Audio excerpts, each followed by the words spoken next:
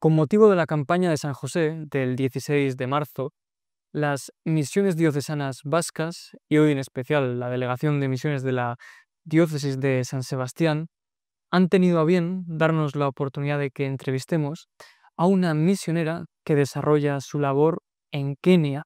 Se trata de Consuelo Pellajo, que desde el 2009 se encuentra en la provincia de Turkana, más concretamente en la comunidad de Kaikor, desarrollando una labor integral que implica tanto la evangelización como ese acompañamiento personal para mejorar las condiciones de vida de todas las personas. Inciden también especialmente, por ejemplo, en la mujer. Son comunidades nómadas, sobre todo, que tienen una especial vulnerabilidad, pues colectivos como el de la mujer. Por eso es muy importante la labor que hacen acompañándoles, empoderándolas, con los niños pequeños también la educación, tienen talleres educativos, han abierto un colegio y sobre todo están en el día a día con un acompañamiento que nos recuerda por qué las misiones son tan fundamentales, sobre todo en este contexto del día 16, que tenemos el día de San José, que es la razón por la que Consuelo nos acompaña. Así que, Consuelo, nada, en primer lugar, muchas gracias por haber venido aquí a San Sebastián, a Guipúzcoa, y preguntarte qué tal ha ido el viaje, si llevas muchos días aquí, qué tal está yendo el aclimatarte, porque tú eres de Ecuador. En África también me imagino que hará un calorcito interesante y de repente apareces aquí en Guipúzcoa. ¿Qué tal? ¿Cómo va la aclimatación? Muchas gracias por la invitación. Muy bien. Bueno, he venido otros años también he venido y yo soy de Quito. Quito también es frío. Y aquí la gente, el calor de la gente a uno le abriga bastante. Pero estoy muy bien, muchas gracias. Llegué el 19 de febrero. Ya voy 2 semanas aquí. Que has tenido tiempo para aclimatarte un poquito, Muy estar con bien. la gente. Sí, sí. Estoy muy bien, gracias. Pues Consuelo, yo voy a empezar muy directo con una pregunta que le suelo hacer a la mayoría de misioneros que nos acompañan. Por cierto, la mayoría hombres, así que es especialmente agradable tenerte a ti también aquí. Y la primera pregunta es cómo surge en ti la vocación religiosa, porque en los misioneros hay dos etapas. Me imagino que es primero la vocación religiosa y después la vocación misionera. Entonces te preguntaré por la misionera, pero primero quiero saber esa vocación religiosa, cómo surge, a qué edad. Eh, A mí me ha gustado siempre la misión fuera del país. Nuestra congregación es ecuatoriana, nació en Ecuador. Mercedes de Jesús Molina es la fundadora y es la primera misionera Argentes del Ecuador. Entonces, desde el noviciado ya hubo desde la congregación la inquietud de abrir las misiones fuera, porque nosotros estamos concentradas más en Latinoamérica. Entonces, desde ahí comenzó ese deseo de ir y veía muchos películas de África, estos videos de África y decía yo quisiera ir a estos lugares. Entonces hubo también la conversación con las hermanas mayores y al final ellas aprobaron y me enviaron. O sea, Claro. fue un deseo que desde pequeña lo tenía. No lo he mencionado, pero tú formas parte de la congregación de las Hermanas Marianitas. Sí, de Santa Mariana de Jesús, Mm. congregación fundada en Ecuador, que también los misioneros vascos están en Los Ríos, donde ellos fueron a hacer la misión. Y nuestra madre fundadora nació en esa provincia, en Los Ríos, que ahora es Los Ríos, antes era la parte de Guayaquil, pero ella nació ahí donde los misioneros vascos fueron a misionar. Es decir, que hay una cierta cultura de misioneros vascos también en tu tierra. ¿Es algo que lo tenías en la cabeza o que lo has conocido? Claro, porque sí hay bastante misionero español que llegaba al Ecuador. Incluso en mi parroquia había misioneros de España, que entonces veía cómo ellos llegan desde su tierra y vienen a Ecuador a entregar la vida. Claro. Entonces, ese crecimiento de la vocación religiosa, en tu caso, fue muy de la mano de la vocación misionera. No es que de repente, bueno, soy religiosa No. y a los años me entran las ganas de ser misionera. No, es que mientras crecías en la religiosidad, también ese espíritu misionero estaba presente. Sí, sí, porque en mi parroquia estaban las hermanas esclavas, la hermadre Conchita. Incluso cuando vengo acá, he ido algunas veces a visitarla ahí en Madrid. Ujú. Entonces, ellas son las que nos apoyaron, tenían todos estos ideales de la liberación y de apoyar en el espíritu de solidaridad. Entonces, yo me crecí en ese ambiente. Y nos decías que has visto, pues, documentales, veías películas de África, tenías ahí muy metido en tu cabeza lo que era esa misión. Una vez entras a la congregación y sigues con esa vocación misionera, Sí, ¿cómo es el proceso para que te manden, pues, a Kenia, a Turkana, a Kaikour? Tú pides: "Mirad, quiero ir aquí porque yo siempre he querido ir a África". ¿Es un diálogo, en el que sí, hay que escribir una carta a la Madre General, porque no, nuestra congregación nació como más para estar ahí, para educar o para orfanatos. Entonces, se abrió esta idea, hay que escribir una carta. Entonces, las madres leen, siguen el proceso y cuando yo llegué a Kenia, yo llegué a estudiar inglés, porque teníamos la misión en Etiopía. Entonces yo llegué a Kenia sola, me pusieron en una escuela de lenguas, pero para ir a Etiopía. Después se vio que había necesidad de crear la comunidad en Kenia, porque a Etiopía estaba más difícil ingresar con los misioneros. En Kenia estaba un poco más fácil. Entonces comenzamos la misión en Kenia, pero antes ya la Madre General había visitado Kaikour. Entonces, pero a mí me dijeron: "Consuelo, tú estás esperando para irte a Etiopía, primero te vas a Etiopía". Entonces vinieron otras 2 hermanas, 3 hermanas que fueron a Kenia, a Kaikour, y yo me fui a Etiopía. Estuve un año en Etiopía, desde el 2007 que llegué, fui a Etiopía, y después de 2 años regresé a Kaikour. vale, es decir, haces un poquito ese salto, ¿verdad? De Kenia a Etiopía, te vas formando. Sí. Me has comentado un poco tal vez del el tema del idioma, que aprendes inglés. ¿Qué barreras encuentras cuando llegas? ¿Cuánto de golpe con la realidad tienes cuando empiezas tu experiencia misionera? ¿Se te hizo fácil, difícil? Porque claro, no es lo mismo querer ir a la misión, pues, digo esto con el mejor espíritu, pero por haber visto películas, que de repente llegar de verdad al sitio con el que habías soñado, que te habías imaginado y ya estás ahí. Llegas, aprendes el idioma. ¿Qué dificultades encuentras? ¿Qué choques con la realidad? ¿Qué te gusta más de lo que esperabas? ¿Qué te decepciona? ¿Cómo es ese primer encuentro con la experiencia misionera? Eh, Toca realmente descalzarse. O sea, tienes que cambiar muchos esquemas. Una vez cuando aprendes el idioma, te haces como niño o niña, que necesitas que alguien te oriente porque puedes entender otras cosas. Entonces, no, uno tiene que también cerrarse los prejuicios. De pronto pensar que como se pensaba antes que hacían estos gestos, de pronto ese es el significado que es para ellos, es diferente. O sea, uno tiene que romper esquemas. Y si es que quieres estar bien. Porque si es que de pronto vas con tu forma de pensar, con tus prejuicios o con los juicios que tienes, vas a sufrir mucho. Entonces, todito eso nos preparan antes de mandarnos a la misión. Es la formación previa a la misión. Sí, porque si vamos y si no hay esta formación, vas a sufrir mucho y te va a decepcionar la misión. Y eso te avisan. Sí, avisa. Entonces ya cuando uno se llega, ya uno llega un poco preparado, pero es más difícil la realidad, porque es otra lengua. Ves otras formas como hay que actuar y son totalmente diferentes a las que tú ya te preparaste que podías ser y ahora es otra cosa diferente. O sea, siempre es un cambio cultural fuerte. ¿A ti cómo se te hizo ese cambio cultural? ¿Lo llevaste bien? ¿Te adaptaste? Ahora luego te preguntaré, pero ahora ya han pasado 15 años. Me imagino que eres muy distinta a la que llegó hace 15 años ahora. ¿Lo superaste? ¿Te costó superarlo? ¿O esa formación que os dieron te dejó también preparada que, aunque con las dificultades evidentes, pues pronto te adaptaste bien al nuevo entorno? Es la vocación. Yo me adapté rápido. Es diferente a muchas hermanas que han llegado que les ha costado adaptarse y a los 2 años se han ido.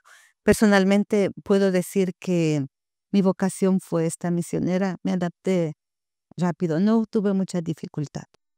Pero nos comentas que hay de todo, ¿verdad? Hay hermanas igual les ha costado un poquito más. Tú estás en el grupo en el que tenías claro lo que querías hacer y cuando fuiste no solo no te decepcionó, sino que te adaptaste bien. Sí, me gustó muchísimo y incluso ahora me dicen, eh, o sea, siempre recalcan, Consuelo, no hay problema con ella.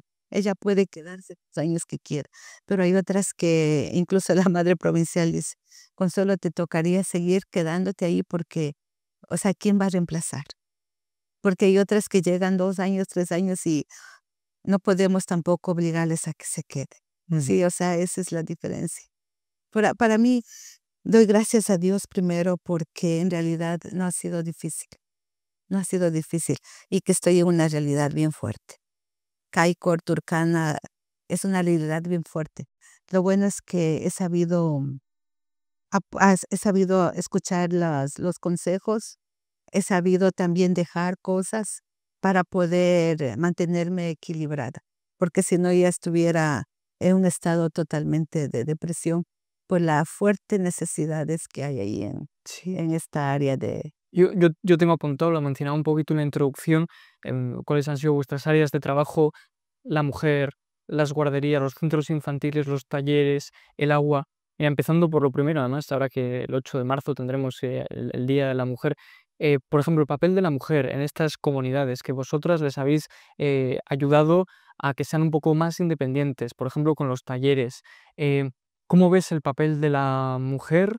¿Entra dentro de esta realidad dura que ves? ¿Crees que les habéis ayudado en este tiempo, que vuestros talleres son de ayuda? ¿Cómo ves el papel de la mujer? La mujer en Turkana es el núcleo principal para la familia. Son hombres polígamos. Entonces ellos tienen 3, 4 mujeres, pero ellos no se responsabilizan de sus familias. O sea, para ellos es una cultura que de pronto es difícil de entender por la dureza del clima y por lo que falta, lo que es lo básico, que falta el agua, falta los alimentos. O sea, ellos con temperaturas de 40 grados no hay agua, no se puede plantar nada. Entonces los hombres son los que van con las cabras, son los que desaparecen del pueblo, ¿no? Entonces las mujeres son las que se quedan y tienen que buscar la forma como alimentar a sus hijos. Ellas son las que hacen las chozas. El hombre viene, busca dónde hay comida, si es que esta esposa tiene comida, porque de alguna manera tal vez el gobierno trajo algo y si no hay comida va donde la otra esposa. Entonces las mujeres son las que tienen que ver si es que el hijo va a la escuela. Entonces son las que buscan la forma como comprar un cuaderno o un lápiz. Entonces nosotras llegamos a esta realidad. Entonces nuestro apoyo principal ha sido a las mujeres.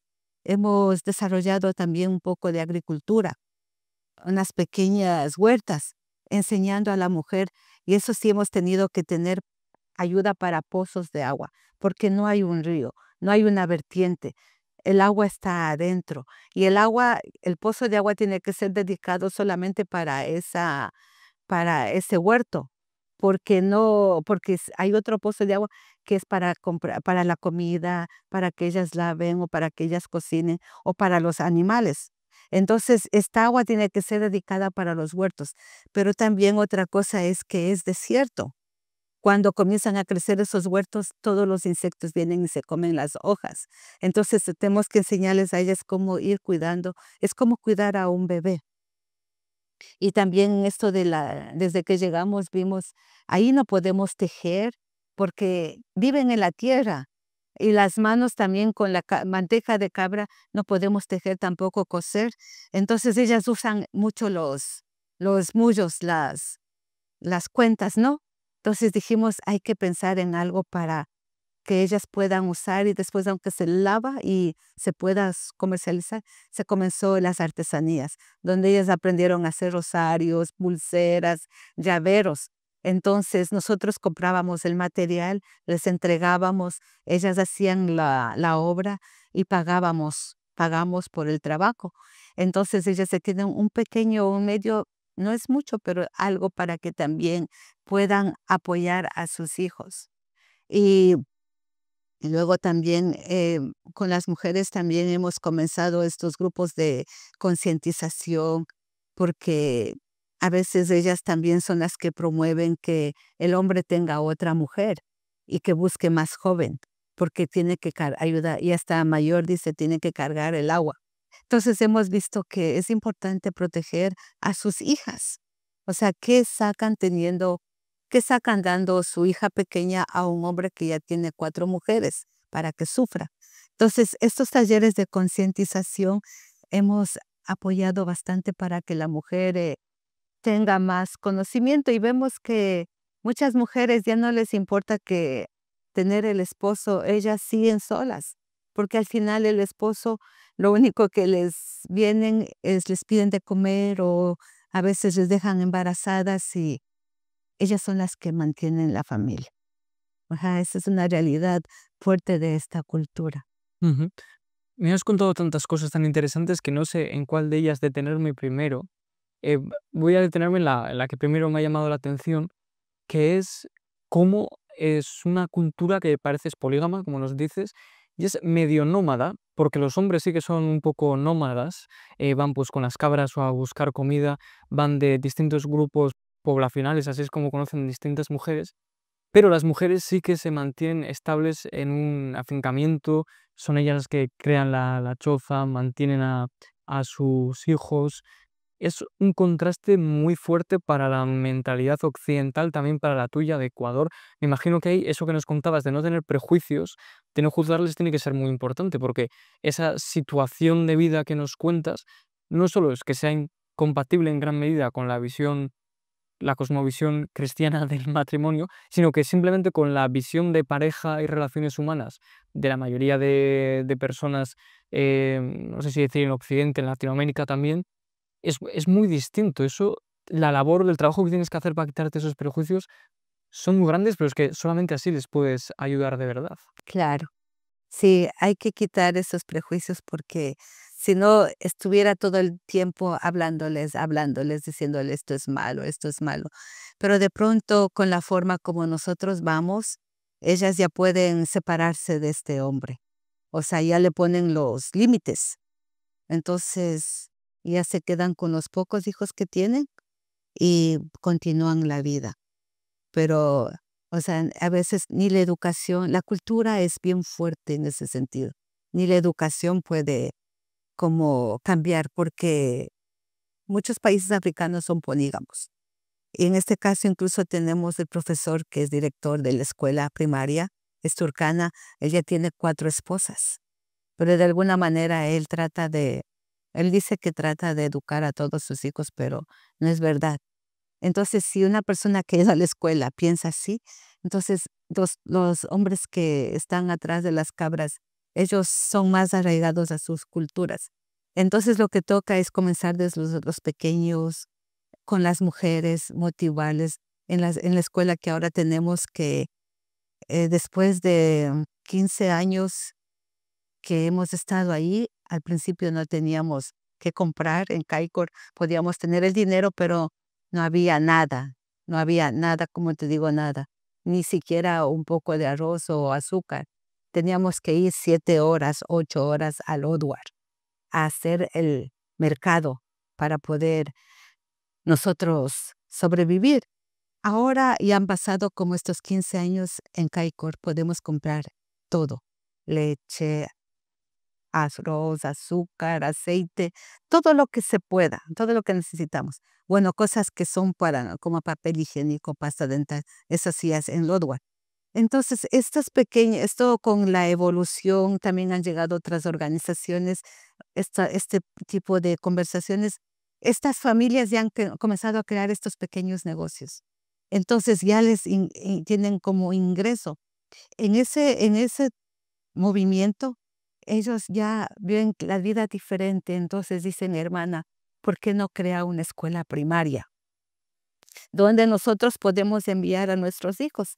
Yo le digo, puede ser, pero ustedes tienen que pagar al profesorado, porque las organizaciones de afuera nos apoyan para pagar a los profesores de las guarderías, donde nosotros tenemos se llaman programas de alimentación para evitar la mortalidad infantil de niños de 2 a 7 años. Pero la escuela primaria, ella es diferente. Ustedes que piden, tienen que saber de dónde van a tener. Sí, hermana, entonces estamos en este proceso de que cambian la mentalidad, ya no es la comida, ahora quieren la educación. Entonces, en este movimiento se ha conseguido que un poco estos padres de familia, porque ya están involucrados hombres y mujeres, vean por la educación de sus hijos. Es una mínima, pero por lo menos si es que es poco a poco, podemos ir cambiando este tipo de reformas de Es pensar. muy bonito porque, aunque la situación sea complicada de abordar, lo que me estás contando es que el trabajo da sus frutos, que tú después de 15 años ves que si bien los avances pues igual no son enormes, porque no se pueden pedir milagros, ese trabajo diario sí que hace un cambio significativo para la gente. Tanto que a mí me viene un poco la duda, los hombres de esas culturas, ¿cómo os perciben a vosotras? Porque en cierto punto estáis llevándoles la contraria en lo que son sus culturas, sus creencias, diré incluso sus placeres. O sea, porque desde la perspectiva de la mujer, pues me imagino que os aceptarán. También habrá reticencias, seguro, pero como nos comentabas, que son las mismas mujeres a veces las que se meten en esta rueda, pero lo que a ellas les aportáis es muy bueno. Pero claro, los hombres cuando ven que estáis, entre comillas, desafiando lo que era su forma de vida, ¿encontráis rechazo? Por ejemplo, nos decías el director de la escuela que sigue teniendo 4 mujeres. ¿Cómo ves en los hombres esa actitud ante vosotras? Bueno, eso es también típico. Yo no soy keniana, no. Yo no soy tan blanca, pero me creen que soy del extranjero. Es un respeto total, incluso de los hombres. Pero hemos visto contra las hermanas africanas que son del mismo color, ellas tienen mucho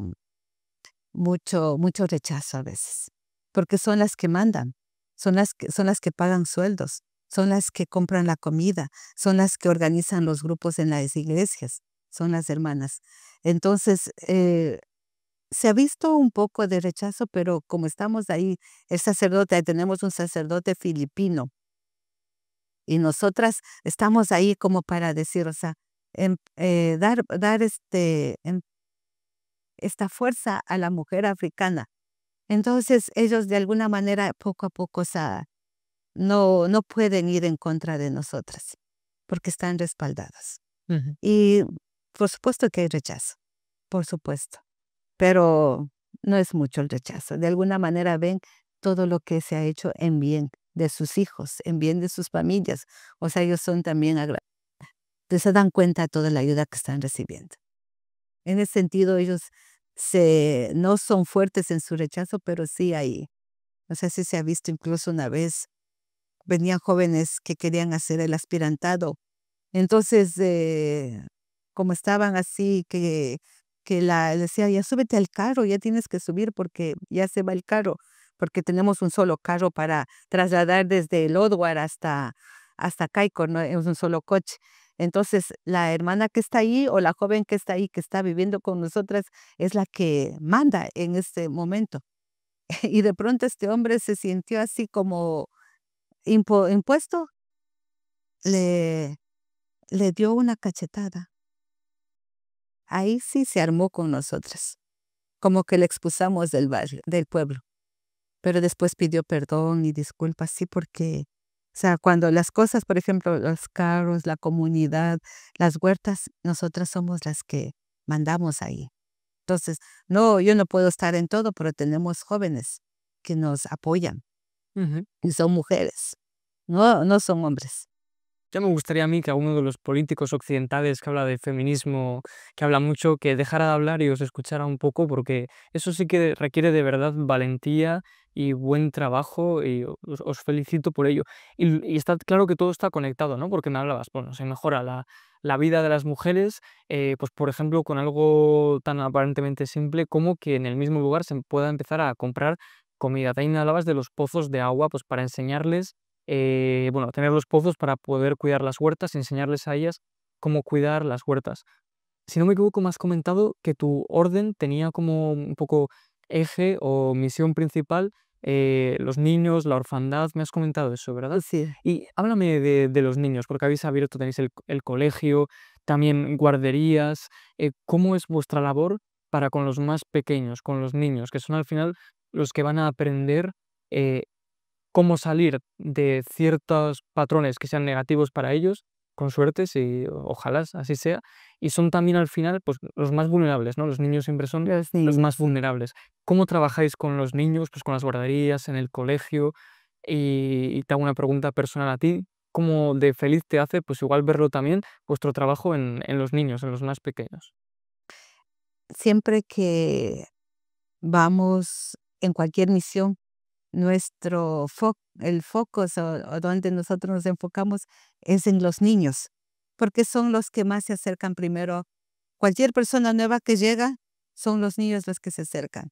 Entonces ahí, con los niños, como tú dices, ¿no? Son los que pueden cambiar también culturas, son los que pueden coger nuevos hábitos. Entonces los niños eran los más desprotegidos, muchos de ellos como en ese entonces, bueno, hasta ahora, porque tenemos 13 guarderías. Y bueno, hay muchas cosas que estoy hablando es de Caicor, donde estamos viviendo y que atendemos de ahí.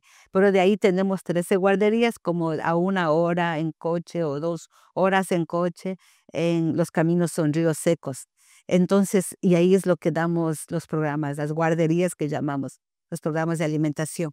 Entonces, tenemos en todos esos centros los niños y lo primero era cubrir esto de la alimentación. Y también ahí pusimos profesores, que estos profesores son que han terminado la secundaria, pero tienen que enseñarles a leer y escribir. Y tenemos que trabajar, también hemos tratado de poner señoritas, o sea, profesoras mujeres, ¿no? Para que de alguna manera se cambie un poco la mentalidad. Entonces a ellos les reunimos y cada mes se da charlas de cómo hay que ayudar a los niños. Entonces, y ahorita tenemos como 13 niños que desde el 2017 viven con nosotras. Son 13 niños que surgieron de las guarderías que estaban desnutridos. Entonces no podíamos alimentarlos en las guarderías porque ahí está la familia, los tíos, los abuelos. Entonces, todos, si es que les dábamos alguna comida extra, ellos se comían. Entonces trajimos a nuestro centro, cerca de nuestra casa. Entonces, esos niños han quedado con nosotros porque los papás y las mamás no tienen papá y mamá, tienen tíos o abuela, no los pueden recibir. Entonces también vamos siempre a los más vulnerables. En este caso, y estos niños viven con nosotros, tenemos que pensar qué vamos a hacer. O sea, atendemos casi como a un grupo de unos 2000 niños cada día en las 13 guarderías. Son como 2000 niños que atendemos. Entonces, es un camino lento. No vamos a conseguir algo así de inmediato, pero si es que uno o dos cambian, porque nosotros les atendemos el tiempo que vienen a la guardería. El resto de tiempo están con la familia. Entonces, la influencia del ambiente siempre es fuerte. Y Consuelo, me encantaría seguir hablando contigo durante muchísimo tiempo porque me parece muy, muy interesante, pero me queda poco tiempo para la entrevista, así que mi última pregunta, por la campaña de San José, para todos los que nos estén viendo o escuchando en la radio, ¿qué mensaje les darías respecto a por qué? Que bueno, ya lo han visto, ya lo han escuchado tras la entrevista, pero ¿por qué tenemos que seguir apoyando a los misioneros, a las misioneras a lo largo del mundo? Porque yo creo que a veces se diluye un poquito la palabra misión, todo es misión, y se olvida lo que a veces es la misión en su sentido más puro de, pues como en tu caso, una misionera que está en una tierra que no es la suya, no es su país, no es su ciudad, no es su gente, pero que mediante su amor y su fe consigue pues transformarlo para bien. ¿Qué mensaje le darías a las personas para que este 16 de marzo que tenemos a la vuelta de la esquina pues tengan presentes las misiones y se animen a colaborar de todas formas, con ayuda económica, con voluntariado, con una vocación? ¿Qué le dirías a las personas? Yo les diría que se animen y vean otra realidad, porque voluntarios que llegan, en mi experiencia, ayudan a transformar mentalidades. Yo creo que también han llegado voluntarios a CAICOR y el hecho de que vengan ha proporcionado que esta gente comience a desarrollar estos pequeños negocios, porque a veces yo veo que cuando vienen voluntarios, han llegado, alguien en Caicor no hay bananas, no hay aguacates, no hay, pero vienen y venden. Dice, es que esas personas comen algo diferente, entonces como hay los carros que llegan desde el Odwar, traen algún alimento, ellos hacen el pedido y vienen y nos venden. Entonces, porque ven que son personas diferentes. Y, y vemos que ellos también van, se acercan a la gente, les hablan, les cuentan cómo es allá, también abren nuevas formas de pensar. O sea, sería bueno que vean otra realidad, que tienen la posibilidad, visiten, vayan a un lugar donde es de misión y apoyen a los misioneros que estamos allá. Y desde aquí también abran las oportunidades de escuchar, de, de participar en reuniones que organizan las diócesis, se organizan grupos de misiones que participen, porque siempre cuando se escucha, cuando a veces pueden ir, pero cuando se escucha puede llegarles al corazón y a toda la población, a todos. O sea que un granito de arena hace mucho en un océano. O sea, si es que hay este apoyo, la oración o el sentirse como solidario, es importante, el no ignorar. O sea, que no ignoren que mucha gente necesita de cada uno, que todos somos importantes para todos. Con este mensaje de que todos somos importantes para todos y la historia increíble que nos has contado, Consuelo, gracias por haber estado con nosotros, por habernos animado de cara a la campaña de San José. Muchísimas gracias, mucho ánimo para continuar con alegría y fe tu vocación misionera y desearte lo mejor y de nuevo agradecerte que nos hayas visitado. Muchas gracias. Muchas gracias, muchas gracias.